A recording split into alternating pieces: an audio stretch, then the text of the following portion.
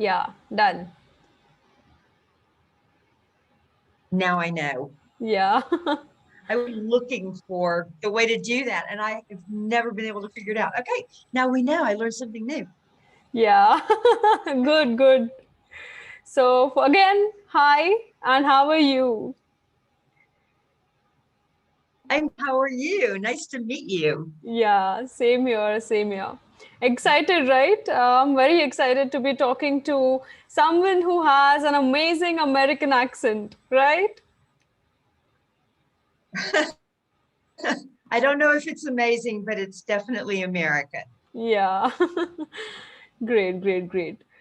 Okay, so can we start with our conversation, which is going to help a lot of students of English, especially those who are, not the native speakers. Yes, absolutely. Yeah, great. Okay. So the first question is, have you ever come across someone who is a non-native speaker, and were you able to understand him or her, or you found problems understanding his accent and pronunciation? Actually live in Spain, so I'm surrounded by non-native speakers, and I I would have to say that I rarely cannot understand someone because I'm very used to accents. And of course, being an accent trainer, I work with non-native speakers every day. And my husband is also a non-native speaker. So, Uh-huh. it's second nature for me to kind of adjust Correct. my hearing for non-native speakers. So I have had times where, maybe something needed to be repeated, um, but rarely have I absolutely not been able to communicate with someone. Right, right, right. Absolutely. And one of the most common problems that most of the non-native speakers have is that they have the influence of their mother tongue, the first language. For example, I'm an Indian, and for me, Gujarati is a regional language, and it is my first language. And English is a second language. So I'm sure there would be some impact or negative effect of my first language while I'm speaking in English. So how is it that students all over the world can reduce the effect or impact of their second language when they are speaking in English? Or I would say that how is it that we can, neutralize our accent? There's one thing that I always recommend, and that I actually do when my own students come to me. It's not a quick fix. It does take some work, but in order to speak English with less of an influence of the mother tongue, you actually need to do exercises to retrain the way you're using your tongue and your mouth. Okay, Every single language uses the tongue in a different way. And so if right. you want your English to be more clear, then it's really important to start doing some exercises just for a few minutes each day that will actually retrain your tongue to be used in the same way that a native English speaker uses. Same with me. I actually have to speak Spanish oftentimes. And so I've had to do retraining to use my tongue in the way that a Spanish is it. Otherwise, I'm going to have a huge influence of American um, in my Spanish, and it just won't come out right. So I don't just teach these things, but I actually have to do them myself. I actually have videos on social media training people on some very simple but very effective things that they can do to retrain the tongue. And that is absolutely one of the top things that people can do. And you'll find that doing exercises, learning to use the mouth the same way a native speaker uses it, it's going to really start to change some of the sounds that are coming out. And without doing anything else, it will get you much, much closer to a more native sound and to being a more clearer English speaker. Wow, this is quite interesting because a lot of us, especially those who are not in touch with English that much, believe that it's impossible to, have an accent or to develop that accent or neutralize the accent. Some of us, just give up on the journey while we're learning English or while we are learning how to reduce the effect of our mother tongue. And it is quite interesting to know that we can actually do it with the help of some exercises, right? As you mentioned. So, could you give us an Definitely. example of Definitely. one of these exercises that maybe one of us, Sure. yeah, can do every day, maybe? Yeah, sure. And as I say, on Instagram, I do have some videos with exercises on them. But the very, very first thing that you need to do is what we call the starting oral posture. Every language uses their tongue in a very different way. Hmm. And so if you want to start to speak English more clearly and with that kind of wider, more relaxed English mouth, here's a great exercise.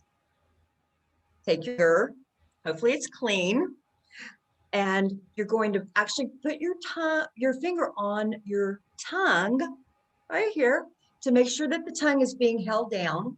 Uh-huh. And you're just going to relax your throat, relax your lower muscles, relax your lips, and you're just going to go, ah, Uh, ah, uh, and just keep the tongue in. And then try it if you can without the finger holding the tongue. Um, Oftentimes the tongue might come up or the mm-hmm. tongue might want to come up and kind of retroflex back. But the goal is to just be able to do that with the tongue relaxed in between the bottom teeth without having to hold it down.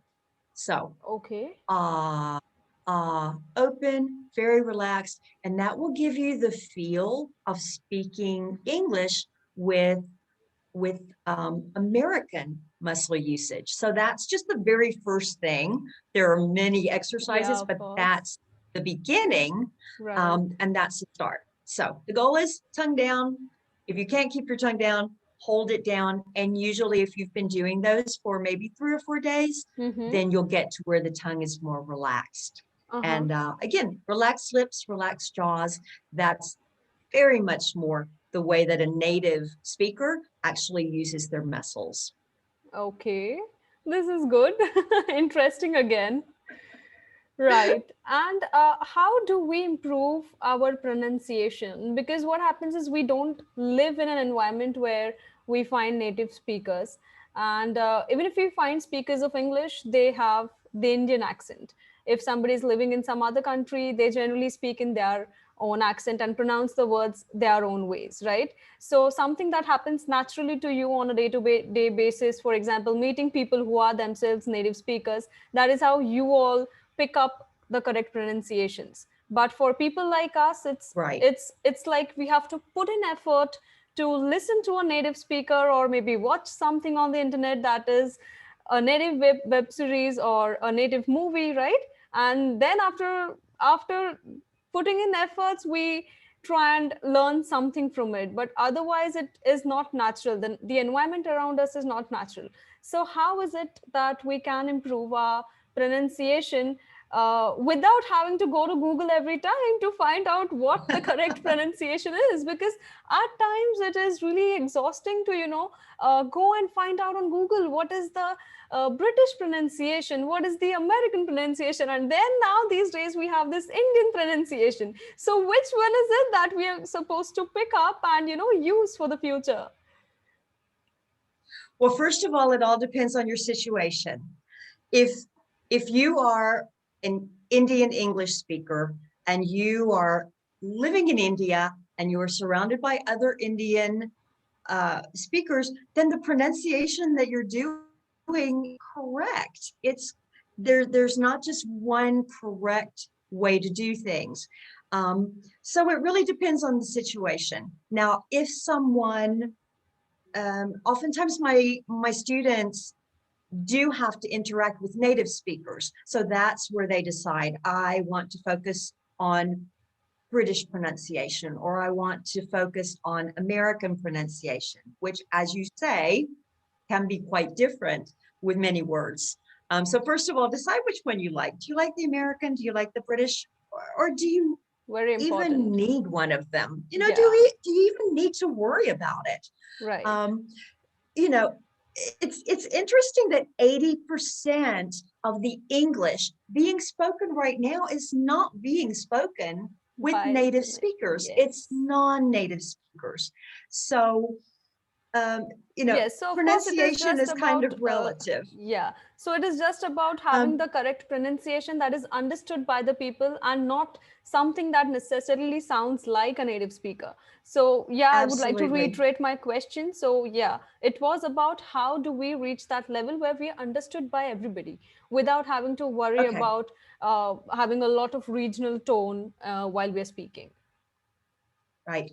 Um, again, the regional is just going to happen. That's okay. But the number one thing that people can focus on to improve their pronunciation across the board and around the world is focus on your consonant sounds. So Okay, again, okay. B, C, D, F, G, any non-vowel, focus on those consonant sounds, because when you're using English as a lingua franca, when that's the connecting language, it's the consonant sounds that make the biggest difference in whether you are understood or not understood. And that's Okay. actually where I see more difficulty is with certain consonant sounds. So focus on the consonants. And if you'll put your effort there, that is going to take you probably 50 to 60% closer to being understood by any other English speaker. Okay. So So consonant sounds. yeah, so we need to put in everyday effort, to improve the way we are pronouncing each of these sounds, because there's again this thing where each consonant also has a different sound, and sometimes they have different sounds for different words, right?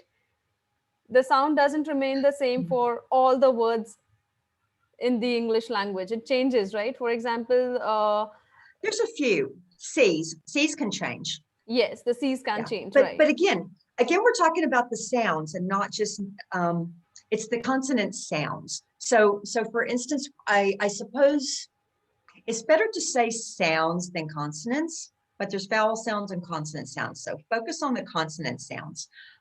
So as you say, take for example the letter C. It's got basically, it could be three sounds. Um, but if you go onto an international phonetic alphabet chart for American English or for British English, whichever you prefer, you'll actually see a symbol, and that symbol represents a sound. So for instance, it's not just about the letters. So focus on learning those sounds that are related to consonants. And I'll go even further to say that it's not as difficult as it sounds. You don't have to go in and study every one. Hmm. There, there are probably, I would say for the average English learner or even advanced English speaker, they probably only have maybe 5 or 6 of those consonant sounds that they need to work on, and they're perfectly fine with everything else. So the important thing is to narrow down, figure out which ones are your problem areas, and just take your time and focus on those. You don't have to go through every sound. Hmm. Especially, I mean, you're doing most of them correctly. So Correct. just focus on the ones that might cause problems. Um, and I'll save those in case we're going to talk about sounds later. But there are a few that across the board I see people have issues with, and once they correct those, the English intelligibility goes way, way up. Okay, so let's discuss about those sounds right away Okay. because I'm Okay. excited. Yeah. Let's get into it. Okay, so a couple of the sounds that I often see non-native speakers deal with are One is the sound associated with W. The other is the sound associated with a V. And I see people crisscross those. So for instance, wait with the W, it's a glide, with the W glide becomes wait, wait. So just by focusing on that sound, the W and the V, they're, like I said, they're constantly being substituted for each other. So focus on those two sounds and get those right. And that will be a huge, huge improvement.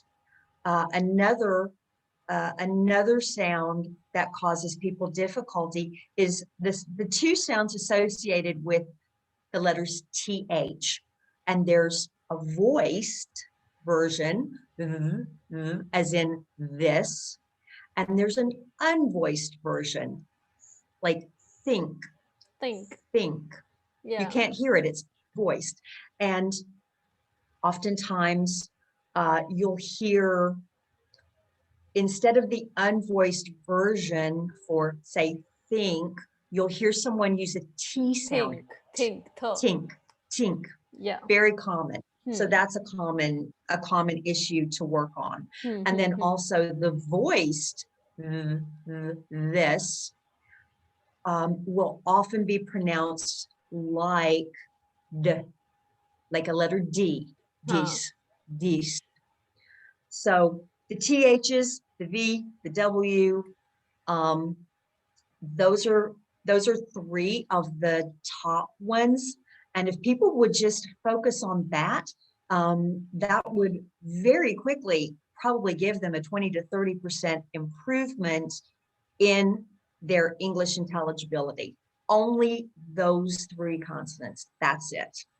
Great. So in this video, can you share with us, or can you tell us what is it that we can follow every single day, say for the next 2 months or for the next 6 months, which will help us improve the way we are speaking? So any small exercise that you can give all of our students today on this video, that, starting today, just invest 10 minutes of yours doing this, and maybe you will find a huge difference in the way you're speaking right now versus the way you'll speak in the future, maybe after 6 months, if you diligently follow what you advise us to.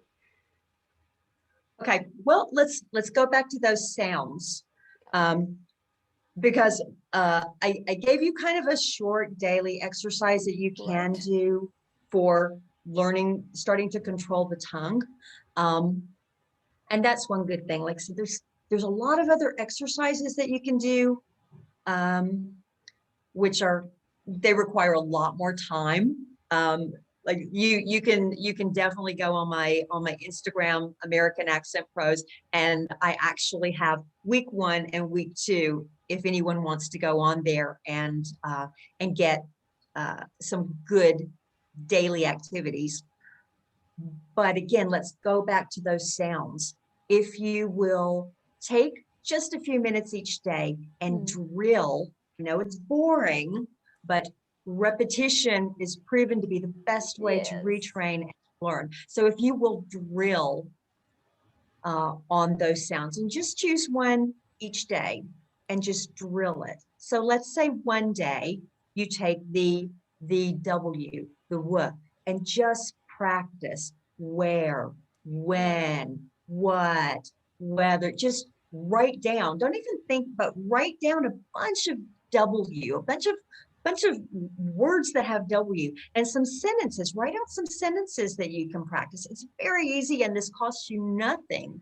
And just practice, just 10 to 15 minutes, just drill yourself on that until it starts to feel more natural. And every day, just choose one of those sounds that you're having difficulty with.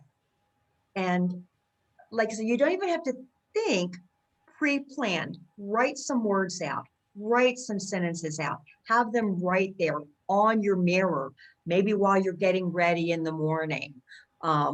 Not while you're driving or riding a bike, but maybe on the bus, or just anytime you have a free 10 minutes, just have those ready to go and just start drilling.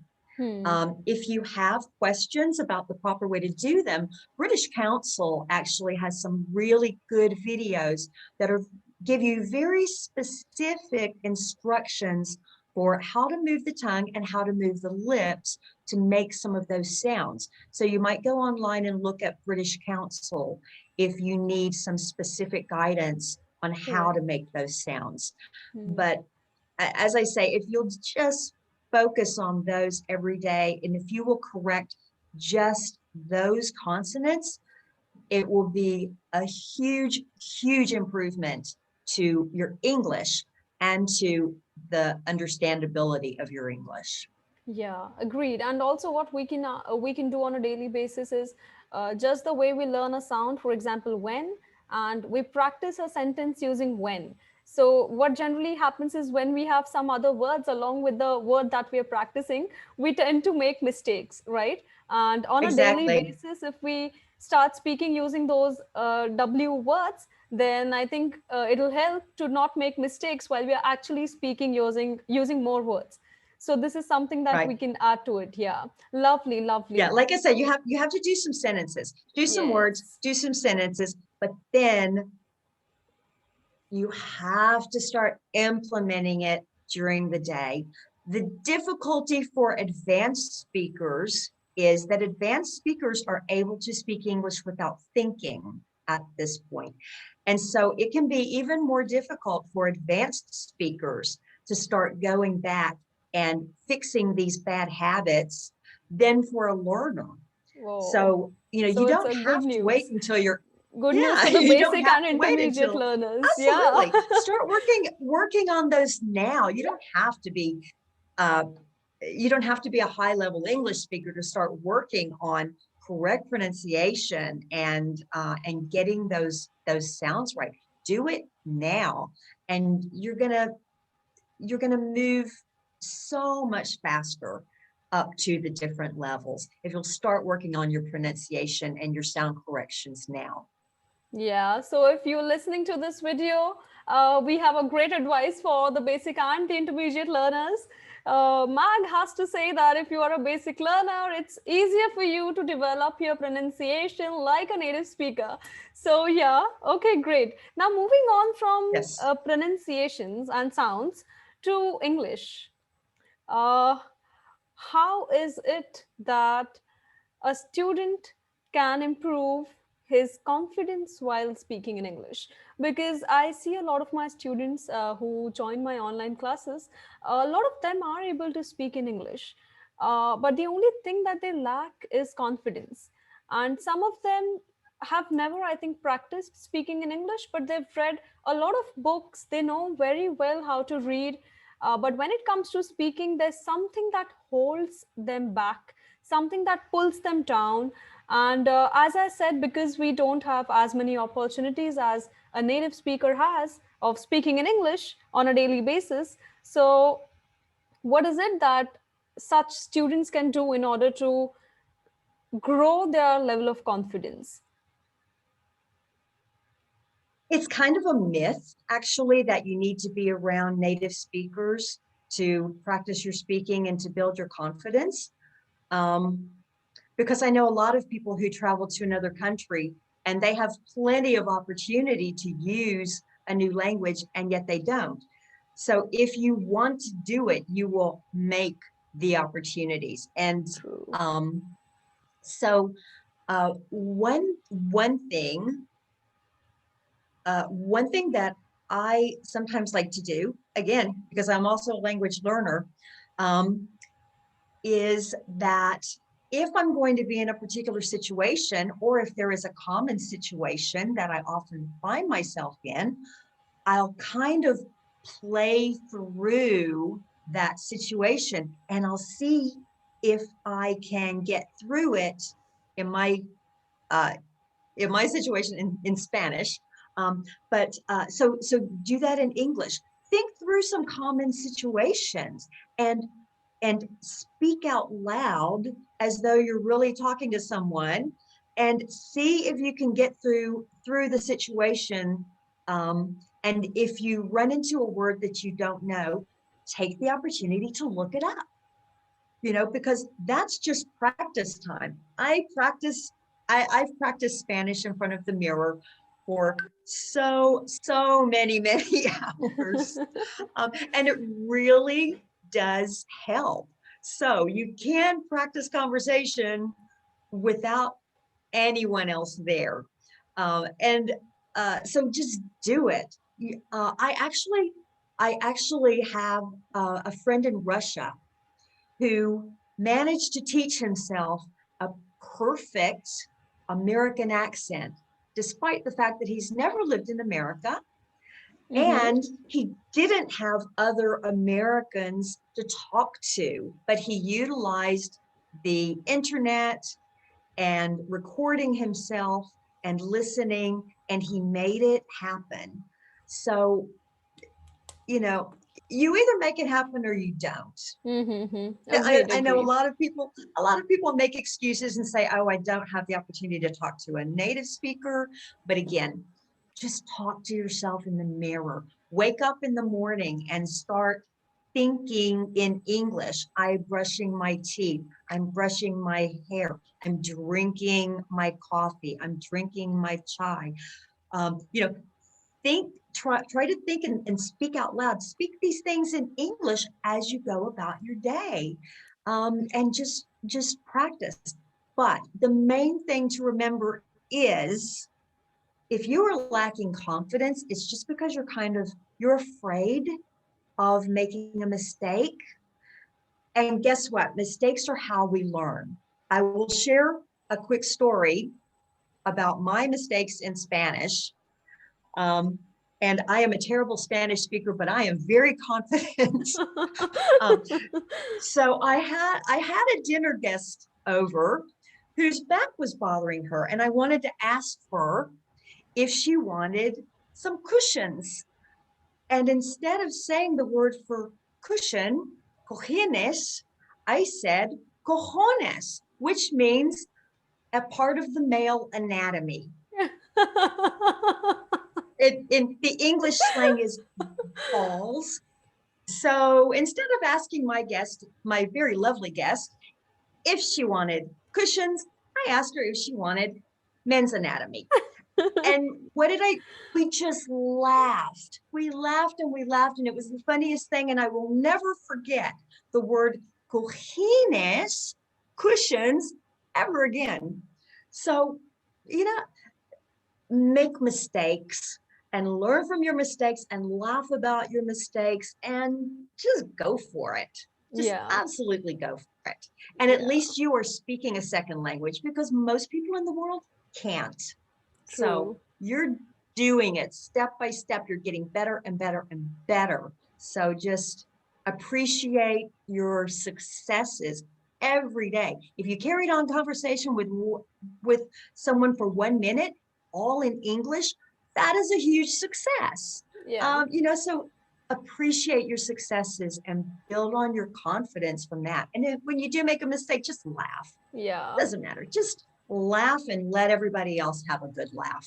Yeah, it's And then important to take English lightly and not as something that's a talent. It's not a talent, it's a skill that can be developed. And yeah, so this is a good advice. You have to jump in the water before you even know how to swim, right? Because once you're in the water, I know exactly. you are surely going to learn how to survive. So, Yeah. yes, Just agree. just go for it. Just go for it. It's not Just brain do it. surgery. Nobody's gonna die if you get the wrong verb tense. Right. Absolutely, absolutely. And now that you mentioned verb tense, I have an interesting question again. Grammar. How important do you think it is? Because it's a huge problem area for most of the students. They do not find interest while they're doing grammar exercises because English is a weird language. In English, there is no 2 plus 2 equal to 4. It can be No, anything, it can change from one situation to another. And maybe after a decade or so, 2 plus 2 might also change to something else. So, just the way words really. change meanings, in mathematics, it's never going to change. But in English, it changes every year. Words develop new meanings, and their old meanings are just no more in use, right? When we're speaking regularly. So, Yes, how, definitely. yeah. So, what is your take on grammar? Grammar, as you say, it can be very boring. Um, um, Grammar doesn't matter as much when you're speaking. I mean, you still have to do it. It's kind of one of those things that you still have to do. But again, don't, to use the American term, don't freak out if you get the grammar wrong. You have to practice.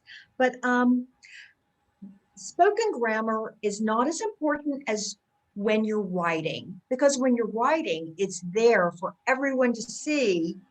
But when you speak, it's you say it and it's gone and you're on to the next thing. So it's that again, that's why people should be much more confident with speech, because you say it and it's gone. And as long as you got your message across, nobody's going to remember 2 minutes from now that you got the tense wrong, or that you got a word stress wrong. They won't remember, did they get the message or did they not? So I actually hear very advanced speakers get the grammar wrong sometimes, and it doesn't matter.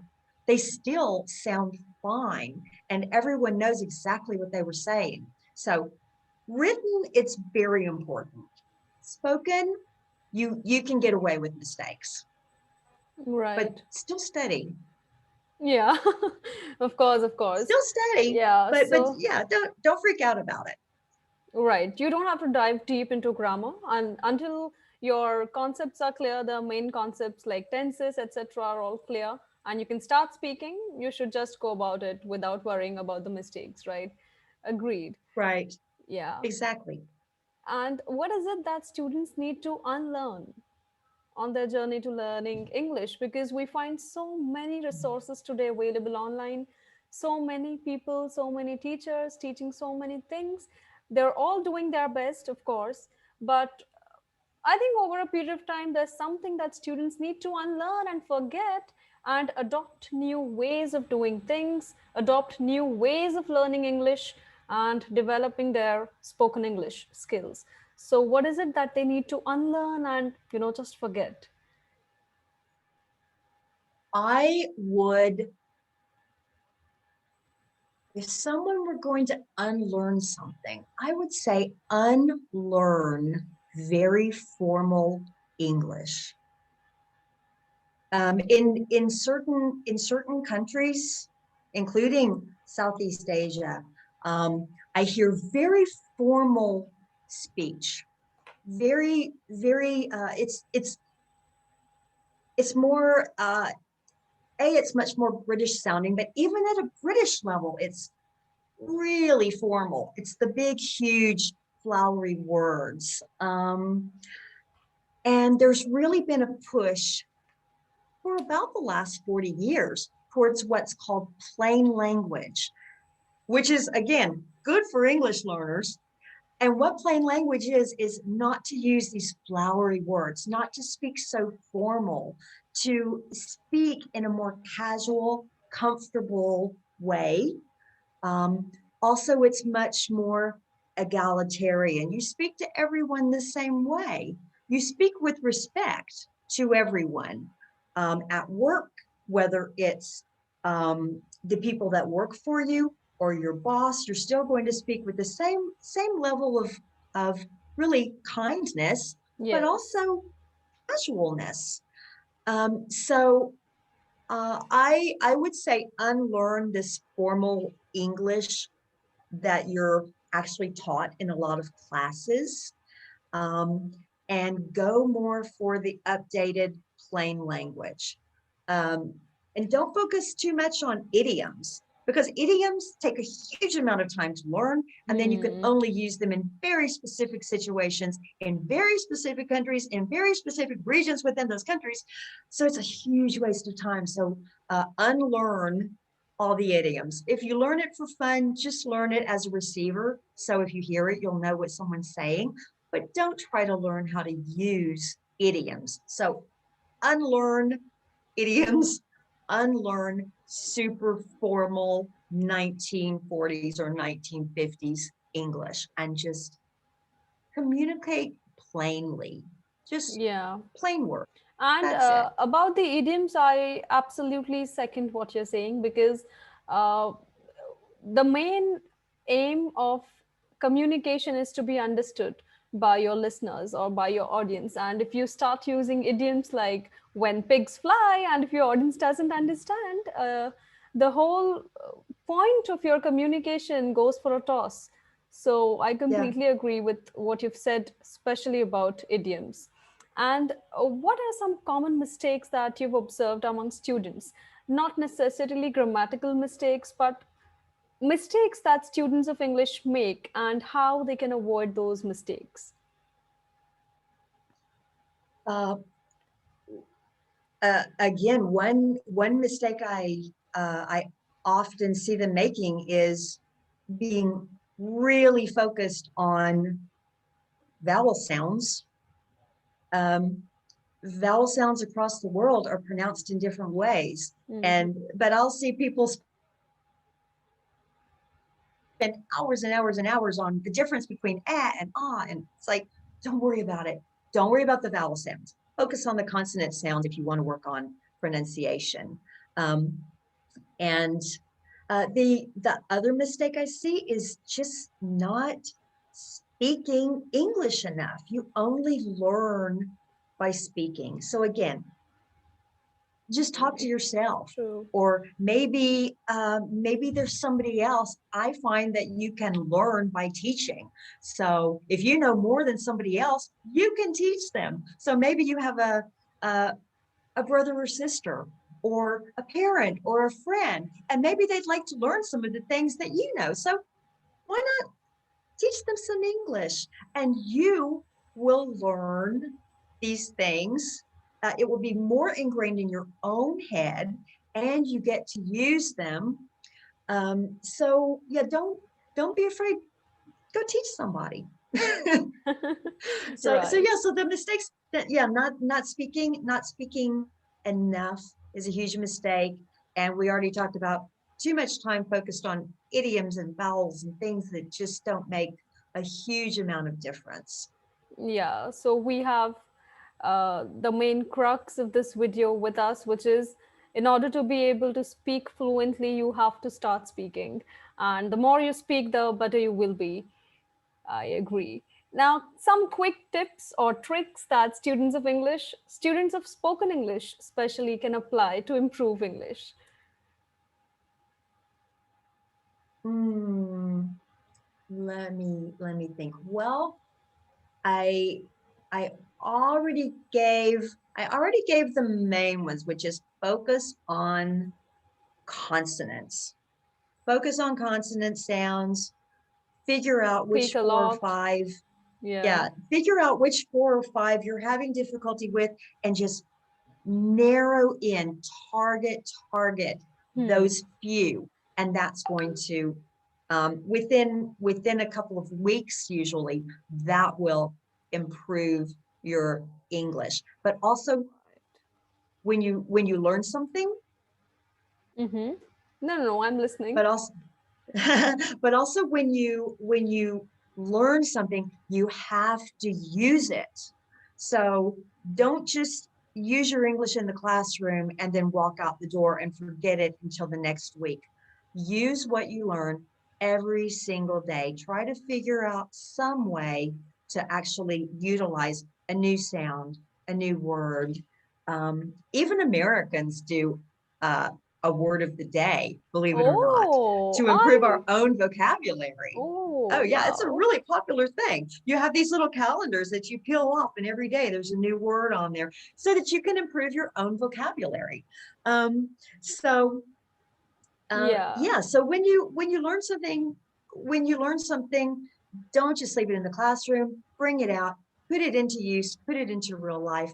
And before you know it, you're going to be speaking English without having to think too hard. Things are just going to come very naturally.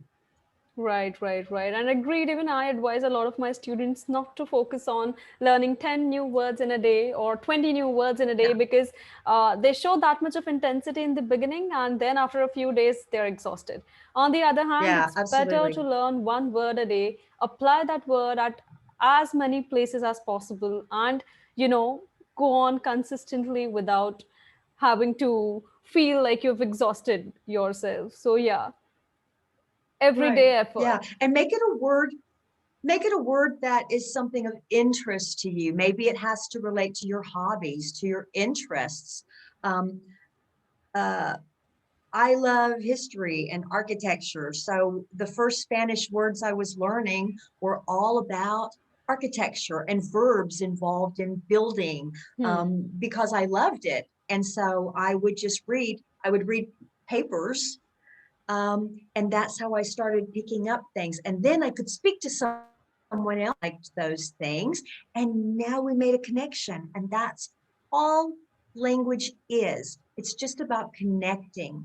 So, you know, keep that in mind as you are learning English. Focus on the things that you love. Focus on the things that you want to be able to talk to other people about. And Hmm. it makes it a lot more fun, much more interesting. Yeah, right. Well, this was a lovely conversation, and anything that you want to leave our viewers with? Yeah, just remember that when you learn any second language, you are becoming a bridge. It's far beyond language, it's far beyond the words. It's about connecting with other people, other cultures. When you can speak someone in their language, you can share your culture with them and they can share their culture with you, and we all start to become great connectors of the world. And that's the beauty of language. Language should be about connecting us, not separating us between who's a native speaker and who's a non-native speaker. That doesn't matter.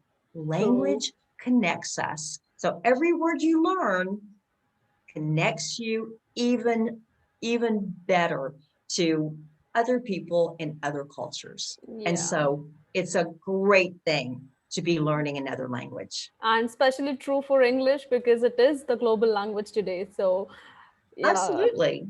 I loved this last beautiful question and the last beautiful answer that you gave, that language is for connecting people. And yes, uh, no matter what your goals are, students, whether you want to go to some foreign country to learn, to study, or you want to learn English because you want to grow up in your corporate ladder, remember this one advice or this one sweet message that Max has given us, which is learn English in order to connect with people out of your country, out of your region, to know and understand and appreciate the cultures and backgrounds that human beings come from, right?